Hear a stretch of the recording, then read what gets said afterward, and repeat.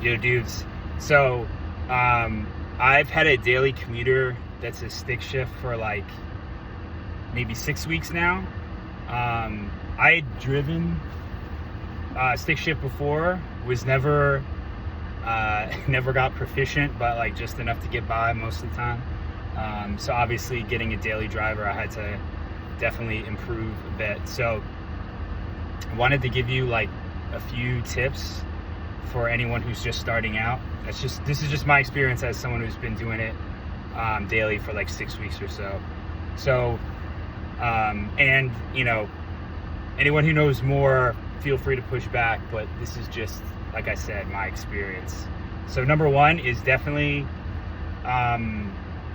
your biggest barrier is mental. So any situations I've had that like could have been bad or were almost bad, it was because I panicked. So staying calm is the most important thing. Any issues I've had were really mental.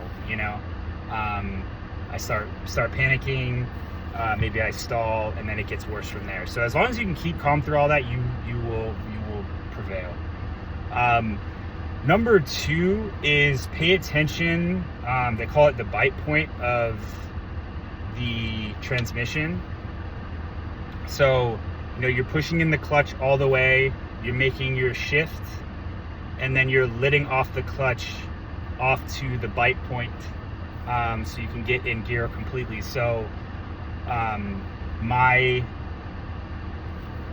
advice would be get used to like how much you're supposed to be lifting off, because a lot of the issues I had at first was just because I would just let off the clutch too quickly. And it's not always about the speed. Honestly, it's more about just like finding the point. And it's pretty much the same, it's the same point every time from what I feel. So get used to that. Once you get that in, you are good to go. And then I guess number three would be kind of in the same vein as the first one, as far as not panicking, is like there's going to be tough situations, like you're on a hill, stopped, waiting for a light, you have people behind you honking, what have you. So things that I've done in that situation is, one, like turn off music, air, whatever, so you can hear what's happening in the engine. Maybe have your hand on the e-brake in case you need it. And again, stay calm. If you stall or whatever, it's like panicking is only going to make it much worse. So that's number three.